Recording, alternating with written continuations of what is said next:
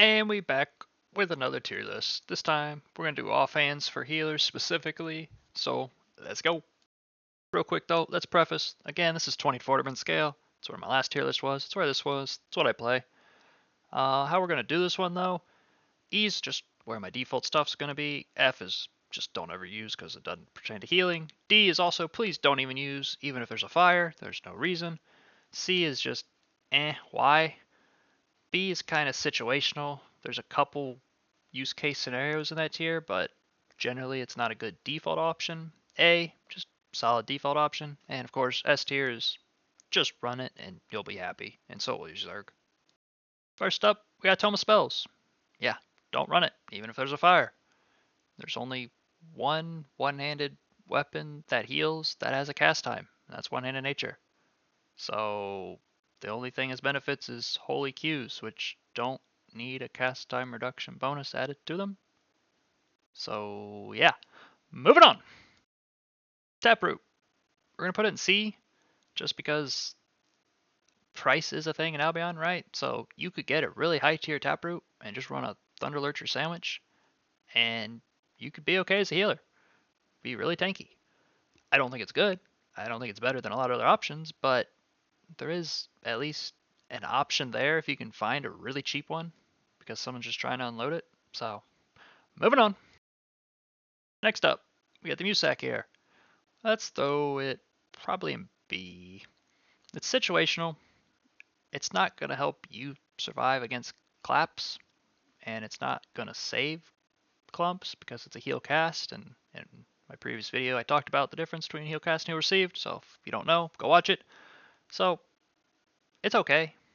It's not bad. It's better against Brawl than it is clap, but there's just better default options. Like if you're running this, know you're fighting into a Brawl group, and you're also running a lot of Judies. You're running a couple root bounds maybe. Like there's got to be other things running with it to make it worth it. Next up, we get this thing. I don't even know its name. Haven't used it in 5 years. It's crowd control resistance, which could be cool if Albion didn't just dramatically reduce the amount you get from it because of diminishing returns and how much your armor gives. So this gives you like maybe 5% less CC. So even on a 10-second stun, you get half a second less stunned. Yeah, not good. Pick another offhand. Next up, the default option for most Zergs, Miscaller, put it in B. And I'm putting it in B because it is situational. If you are a new healer or maybe not the most experienced or you're struggling with managing passive stacks, you got bad W and E usage, you should run a Miscaller, right? Just getting those abilities back up faster makes up for the mistake of using them wrong in the first place because you just get more of them, right? It's kind of how it works.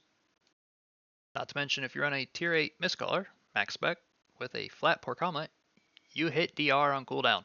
You have already lost cooldown reduction stats because you hit DR. So now when you throw on more passives, you throw Royal Jackets, you throw Eagles, you throw all the other stuff that comes with 24-man scale, you're just losing more and more stats for no reason. Like you can pick up this stat from so many other places. You don't need it as an offhand, especially if you're not using your W and E on 1 or 2 people, right? That's what Qs are for. W and E's are for 6 or more. That's kind of how it works. But moving on. Next up, Eye Secrets. I don't know what this hot trend is that are putting healers on it, but let's talk about it for a quick second. You have a chariot.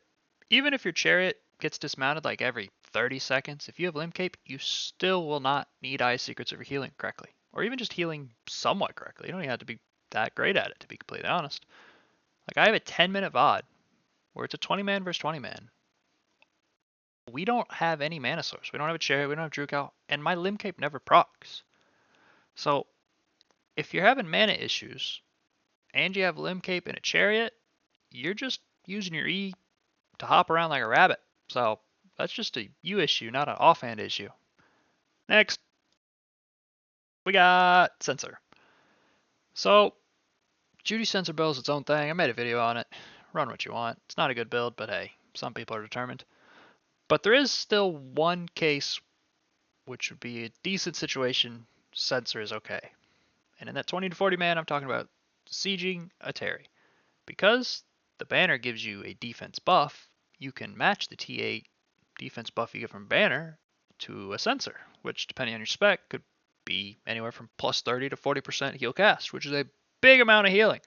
So if your caller allows for your healer to carry the banner instead of him, which could be a little tough, but you could heal for a lot more and not have any downside of the sensor. Again, it's about the only situation I can see it being useful, but hey. Next up, we get the first shield, Astral Aegis. Highest defense shield in the game. Great stat, especially on Clothies because they have the lowest armor, so defense gets the most value for them. The downside is the huge mana cost for all your abilities. Shouldn't be that much of an issue though with your chariot, so as long as your chariot's decent chariot, you really shouldn't have mana issue. The reason I still don't like it and put it here in situational is a lot of times in Albion, we don't give credit to the enemy Zerg, right? The enemy Zerg's allowed to play well, they're allowed to have good players. So if they have a decent Behe that can dismount your chariot and just not let him get mounted for an extended period of time, well, now you have a mana issue that is kind of unnecessary, right? You could go to another shield, lose just a couple % defense, and not have that mana issue. So that's why I don't run it, but hey, maybe you want to. Next up, we get the regular shield. And I'm going to put it in A, but it's contingent on you doing one thing. It's contingent on you going up a tier. So if you're comparing a tier 8 regular shield to, say, a tier 8 sarcophagus shield, you would never run the regular shield. It's just you get more defense out of the sarcophagus shield, and the crowd control resistance from the regular shield is kind of an irrelevant stat that if you get, cool, but you don't try for. However, tier 8-1 regular shields are cheaper than 6-2 sarcophagus shields, or 5-3.